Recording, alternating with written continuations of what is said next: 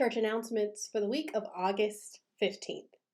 So last week I got an email from someone whose company is looking to create a DE&I policy. And she reached out because I serve on a DEI task force, and she wanted to ask if I had any statistics or kind of justifying information to help make the case for creating this policy. And I shared with her that in 2022, what we know is when we have diverse workforce, it contributes positively to every aspect of our business, whether we are talking about recruitment or revenue. And that came then really into focus today as I opened LinkedIn and saw a post from Reese Max. Reese and I, our paths crossed a couple years ago. She shared that August 14th is National Navajo Code Talker Day. And she went on to share how during World War I and World War II, Native American people, Choctaw and the Dene, also known as Navajo, used a language that had previously been forbidden, their language, to actually create code that was unbreakable by enemy forces, and ultimately led to America's success and the world's success in these two very, very destructive wars. And so that was a great example right on the heels of that email of how people can use what is innately theirs, their culture, their language, their perspective, their approaches, and contribute to a larger mission and help a larger entity be successful.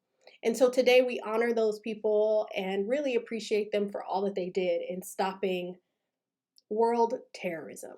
I also shared with this person that rather than trying to recreate the wheel, that they tag along, right, or adopt other frameworks that have already been created and proven to be successful.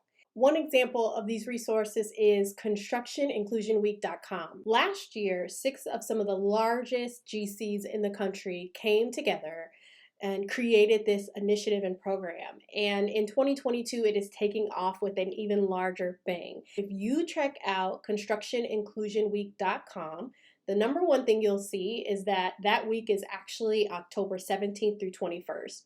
What that means for you is that you have time to start to plan how to implement and execute this week within your own firm. Secondly, you will find a plethora of resources. I mean, assessments, curriculum, swag, community engagement ideas, video content, etc., etc. Again, we are looking for impact and not recreating the wheel.